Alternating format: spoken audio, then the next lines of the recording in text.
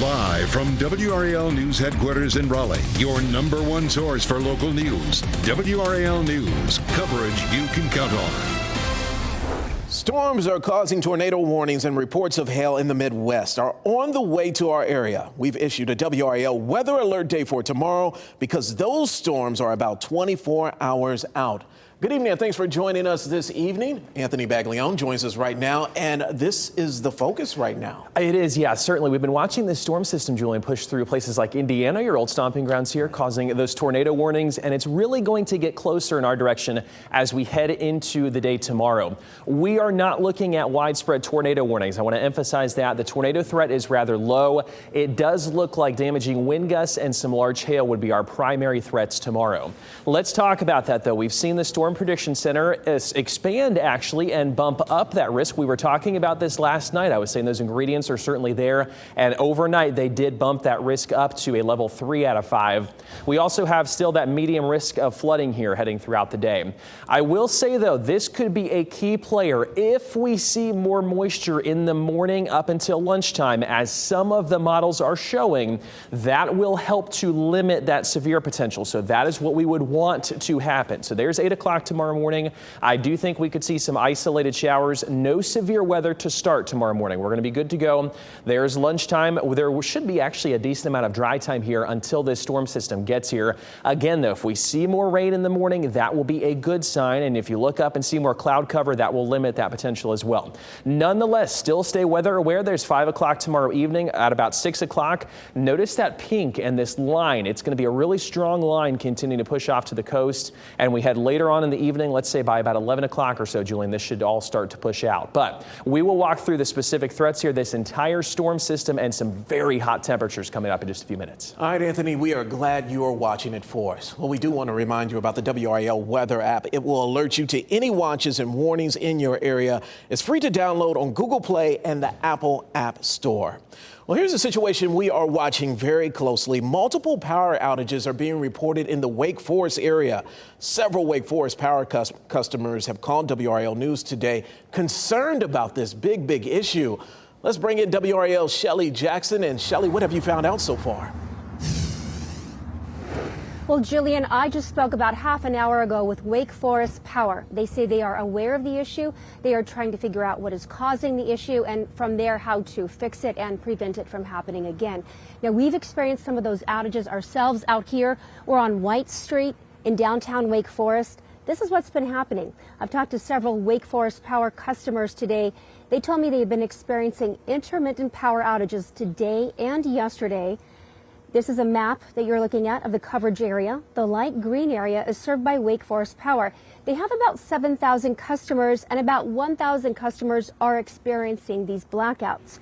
One man I spoke to told me he had counted 13 power outages just today. He said they were happening every 8 minutes and that the power was off long enough that all of his appliances had to be reset. He also said it happened yesterday for about 3 hours from 3 to 8 o'clock at night. Another woman told me she had counted 19 power outages today over just a 3-hour period. We were also in a local smoothie shop talking to folks there, and the lights went off when we were there discussing the power outages. So Wake Power customers have told me they've tried to call Wake Power and have not been able to get any answers. And when I spoke with the spokesperson, he told me they are trying to fix this and they will have an update tonight at 7 o'clock.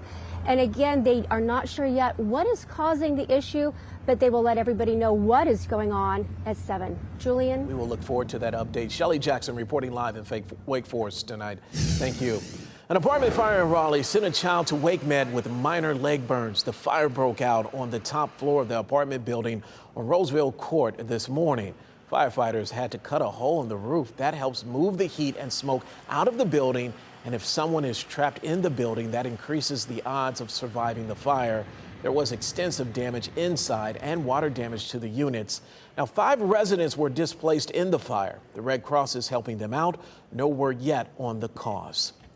An accidental fire damaged a dozen vehicles in Durham this morning. Look at this here. Firefighters arrived shortly after 7:30 a.m. to a BMW dealership on Kington Drive.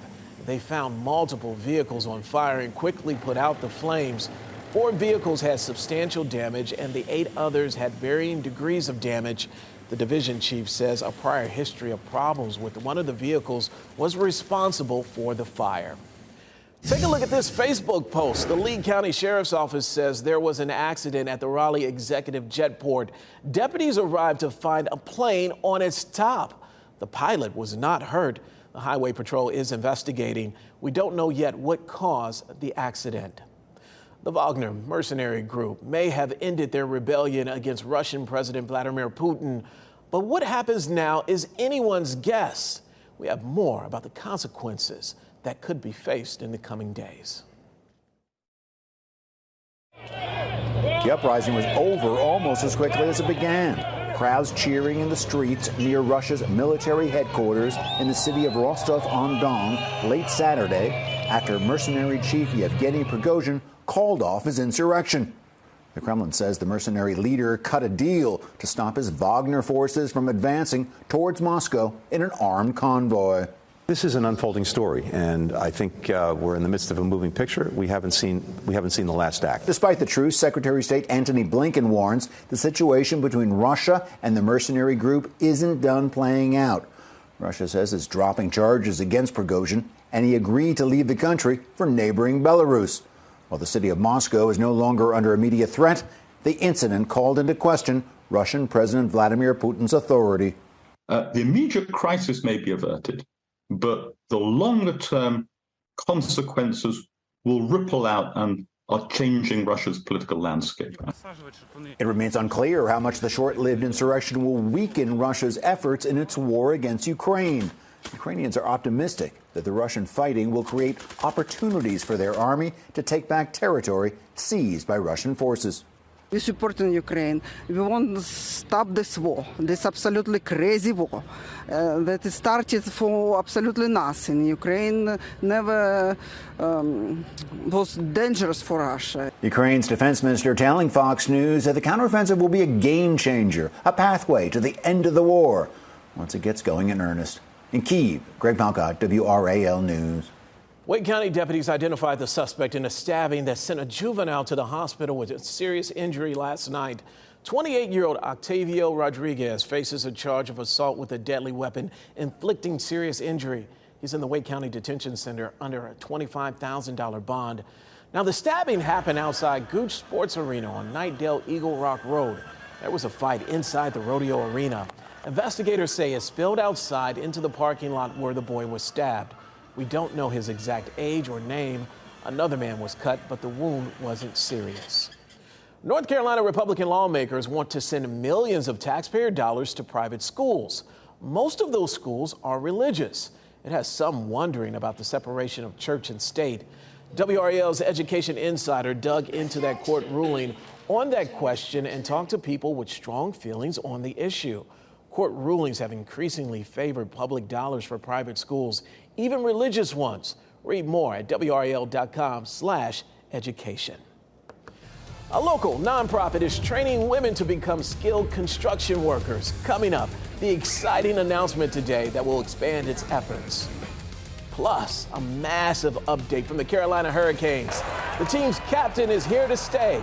Coming up later in sports, WRAL's Casey Hintz will walk us through the terms of the contract between the Canes and their captain.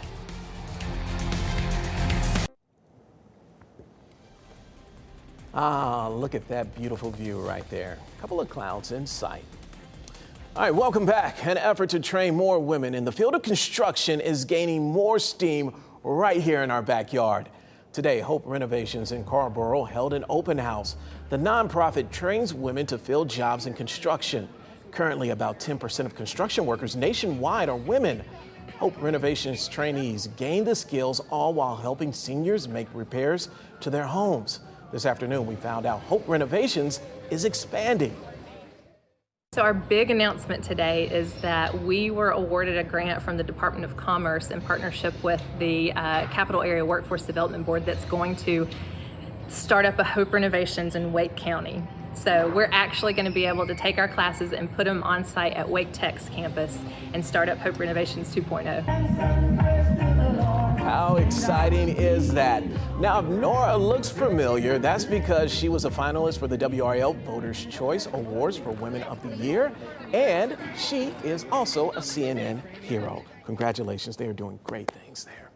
Well, volunteers in the city of Raleigh help save millions of dollars each year by dedicating their time to help others. As the city expands, an effort is underway to make sure no one is left behind.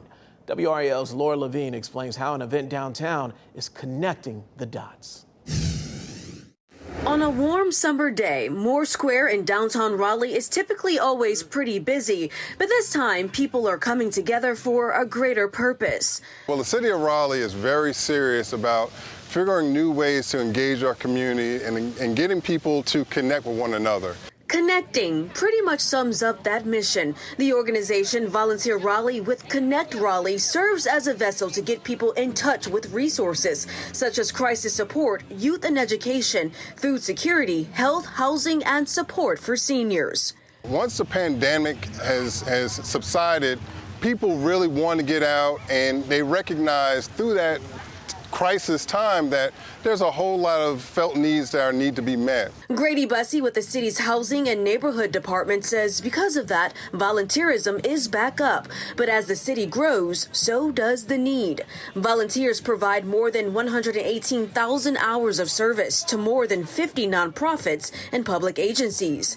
The city says this saves the community about $2.6 million each year. These organizations are gearing on the fact that we have quality people.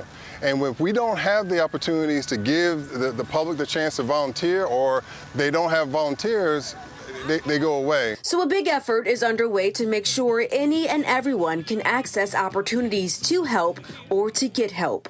Even if somebody comes out and one person is affected by the opportunity that we've cultivated a chance for people to get together, we've done our job well, because we don't realize the type of seeds that we sow until after the fact.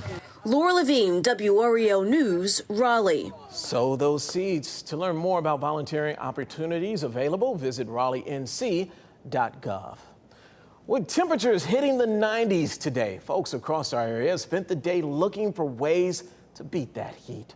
Both kids and parents alike enjoyed the splash pad today at Moore Square Park. You can see here in this video right here, and others just enjoyed the day at the park. Well, usually trying to be outside, but be inside too, partially. You know, I like to be outside, especially after all that rain last week. This is a nice welcome change after all the rain. So you just got to come out and hydrate, hydrate, hydrate. Ms. Brown said it best. Hydrate, hydrate, hydrate.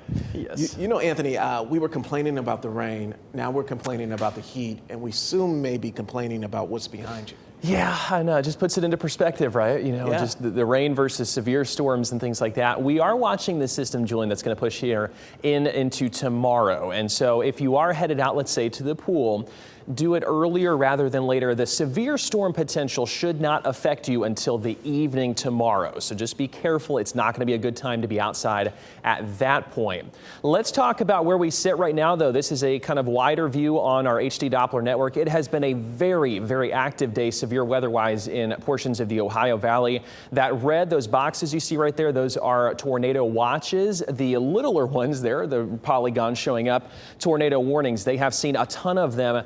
Confirmed tornadoes. I saw a report as well of grapefruit-sized hail. So it's going to be a very potent storm system for them tonight.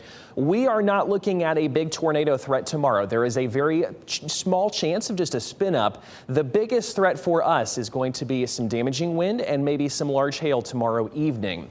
We are under that level 3 risk from the Storm Prediction Center, level 3 out of 5 for most of our viewing area. That does drop off a little bit down toward Wilmington. We were watching this yesterday. If you were joining us for our 6 o'clock show and later on during the evening, I was saying, I think those ingredients are going to be there for us tomorrow. And sure enough, they did bump up that severe storm potential as well. We still have a medium risk of flash flooding for any of those storms that just kind of feed on themselves. Let's talk about Futurecast. Walk you through here as we go through the rest of tonight. Rest easy. It's going to just be a hot evening. No problems whatsoever. The storms that are up currently in the Ohio Valley, we may see some leftover moisture from that early tomorrow morning. It will not be severe weather to start. Most of the day day is looking rather dry at this point. Lunchtime looking pretty good. We head to 3 o'clock. You're probably going to look out and still see lots of sunshine and wonder kind of where's the rain at. It does not come in until later, so potentially closer to that evening commute or so. There's 5 o'clock. I think by the time we head, let's say 6 to 11, I think is a pretty good time frame when we'll see this line pushing through. Could see some strong wind gusts, could see some large hail and a brief spin up tornado. The wind potential, though, is going to be our biggest threat tomorrow, and then most of this should be out of here by about 11 o'clock or so. There's a good summary for you. We've seen those damaging wind gusts kind of bump up there to that medium category. Can't rule out an isolated tornado. Hail, they mention in some spots of our state, not necessarily for us, but could be up to about 2 inches as you get closer to the mountains. We'll watch for some very isolated instances of that as well. Heat index values as well. So we have the storm potential and we have what it's going to feel like tomorrow afternoon. This will feed storms. It is going to feel potentially like 102 at 2 o'clock tomorrow afternoon. It is going to be an afternoon hydrate, hydrate, hydrate, just like that lady said in our story a second ago. Very, very important to remember. We do have a severe storm potential as well into Tuesday afternoon. It shifts a little bit closer to the coast and it's only a level 1 at that point, so it should really start to diminish a little bit. But just stay weather aware here tomorrow and potentially again as we head into Tuesday. But that severe risk Tuesday looks a lot less. Here's where we sit right now. That's our weather alert day for tomorrow. 80% chance of showers and storms again tomorrow evening. Most of the daytime hours looking pretty good. 88 on Tuesday. Looks good though, Julian, here as we head into the middle part of this week and maybe a few more storms into next weekend. But tomorrow is certainly a day to stay weather aware. All right, we will be watching. Thank you, Anthony. Casey, Stahl is back. Yeah, it's finally official after reported those reports yesterday. Carolina Hurricanes captain Jordan Stahl isn't going anywhere. I'm just happy to be still kicking the can. Details of the contract and what it means to Jordo coming up next.